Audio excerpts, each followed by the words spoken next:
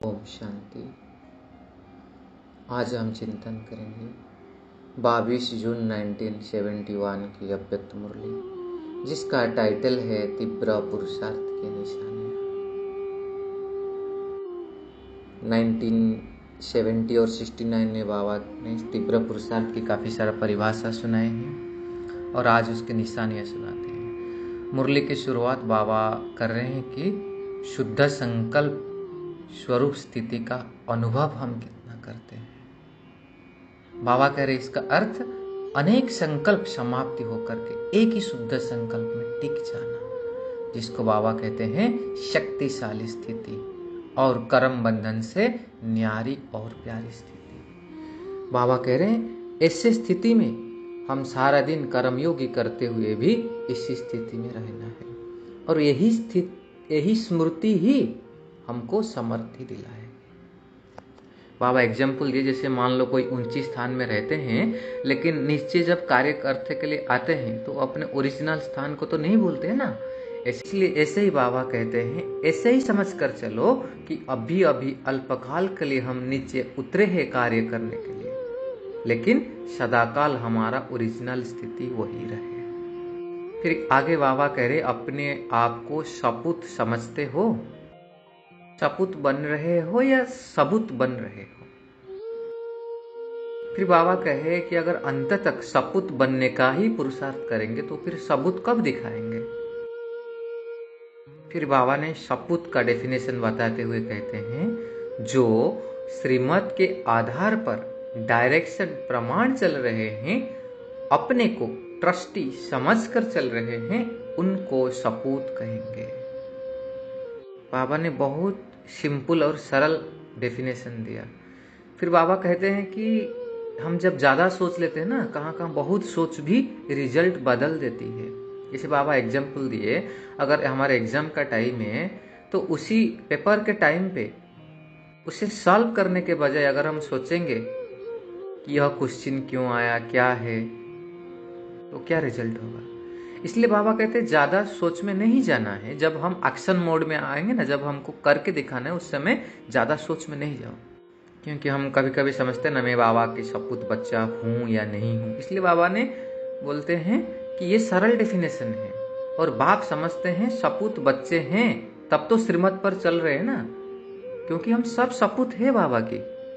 कभी कभी हम बोलते हैं ना नहीं मैं तो नहीं हूँ, ये नहीं कर पा रहे हो। बाबा करे नहीं, तुम सपूत होकर के श्रीमत पर चल रहे हो।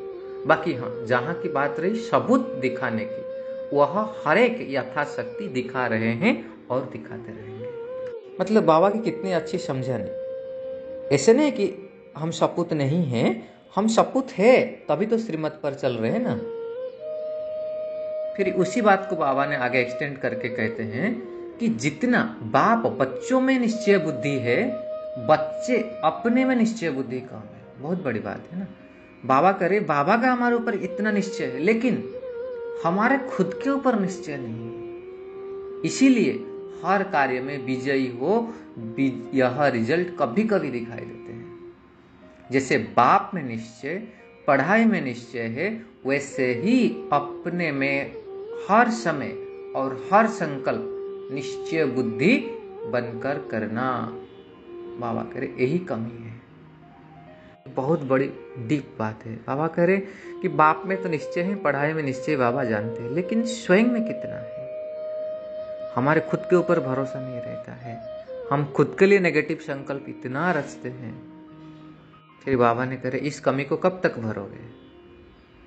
फिर बाबा टाइम का इम्पोर्टेंस बता के कह रहे हैं ऐसे नहीं सोचना कि 2-3 वर्ष में करेंगे, अगर ऐसे स्वप्न में भी नहीं सोचना, क्योंकि जो तीव्र पुरुषार्थी है उनके मुख से कभी शब्द नहीं निकलेगा।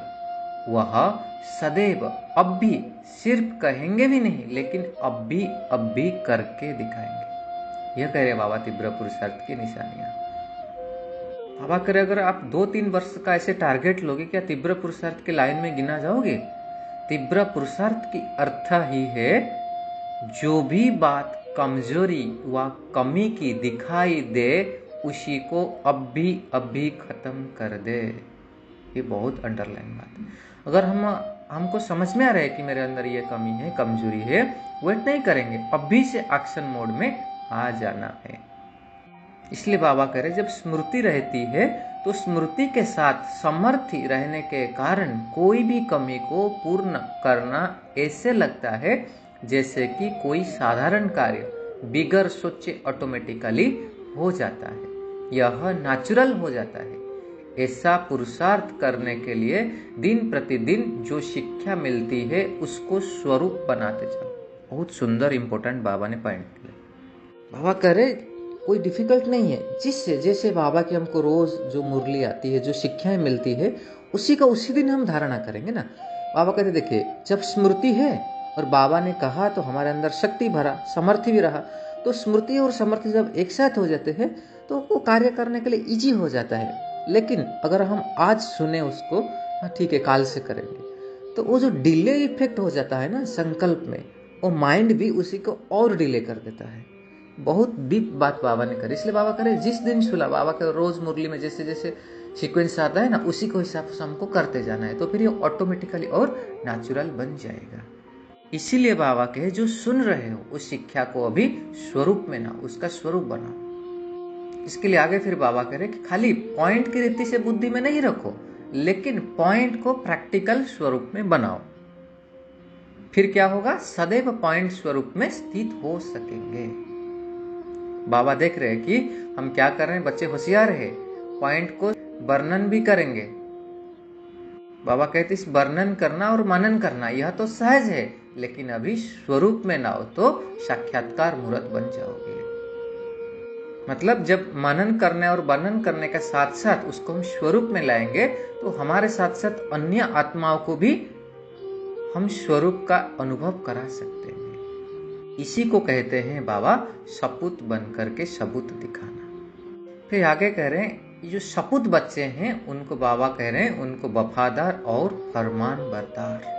फिर बाबा कह रहे हैं निरंतर फरमान का पालन करते हो। बाबा का मुख्य फरमान कौन सा है, निरंतर याद और मन वाणी कर्म में प्यूरिटी, यह बाबा का मुख्य फरमान। बाबा कह रहे हैं जैसे हम औरों को सुनाते हैं ना, योगी बनो पवित्र बनो, बाबा कहते हैं जो औरों को सुनाते हैं वही मुख्य फरमान हुआ, इसलिए इस फरमान को हम पालन करना है। क्या फरमान दिया बाबा, निरंतर योगी। बाबा कह रहे निरंतर अर्थात संकल्प में भी अशुद्धता नहीं। बाबा सुंदर एग्जाम्पल दे रहे हैं कि जैसे वैष्णव लोग होते हैं ना, कि उन्होंने ये जो स्थूल भोजन तो स्वीकार नहीं करते लेकिन हाथ भी नहीं लगाते हैं। जैसे बाबा कहते हैं हमको अशुद्ध संकल्प को टच भी नहीं करना है। इसलिए बाबा कह रहे अगर बुद्धि द्वारा अशुद्ध संकल्प और पुराने संकल्प को टच करते हैं तो क्या हम अपने आप को संपूर्ण वैष्णव कहेंगे। इसी में बाबा ने और एक डीप बात कह रहे हैं कि अगर कोई देखता भी है कि अकर्तव्य कार्य, तो देखने का असर भी हो जाता है, उसी का भी हिसाब बन जाता है। मान लो कोई कुछ विकर्म कर रहा है और हम उसे देख रहे हैं, बाबा कह रहे देखने से भी उसका असर पड़ जाता है और वो हमारा हिसाब किताब बन जाता है।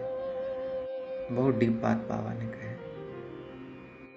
इसलिए बाबा कहे अगर इस हिसाब से सोचो, अगर पुराने संस्कार और अशुद्ध संकल्प बुद्धि में टच होते हैं तो क्या यह संपूर्ण वैष्णव या संपूर्ण प्यूरिटी का निशानी है।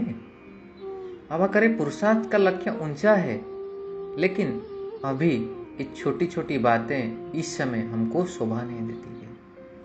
बाबा फिर एग्जाम्पल देके कहते हैं कि बचपन में खेल करते हैं ना, कि गुड़िया बनाई, रचना की, पालना की और फिर विनाश किया, ये बचपन का खेल। जैसे भक्ति मार्ग में कहते हैं ना, जैसे कोई गणेश उत्सव वगैरह आता है, बनाते हैं, कितना सजाते हैं, फिर करके लास्ट में उसको डुबाते हैं। तो बाबा करे ये कौन सा खेल है, अंधश्रद्धा का।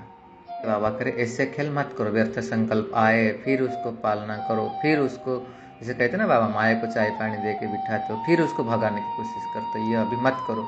बाबा करे माया आएगी जरूर, लेकिन अब की स्टेज अनुसार, समय अनुसार माया विदाई लेने के अर्थ आई है, ना कि ऐसे रूप में। फिर आगे बाबा कह रहे हैं हमको इतना वफादार और फरमान बरदार बनना है जो एक सेकंड भी, एक संकल्प भी फरमान के सिवाय ना चले। इसको कहते हैं फरमान बरदार, एक संकल्प भी, एक सेकंड भी। और बाबा कहते फिर वफादार किसको कहेंगे?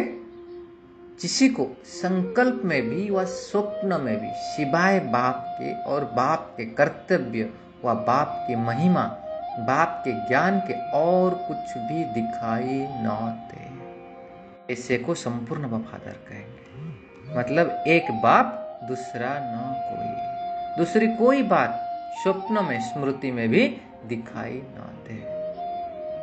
बाबा कह रहे ये हो गया वफादार। ऐसे फरमान बरदार की प्रैक्टिकल चलन में क्या फर्क होगी?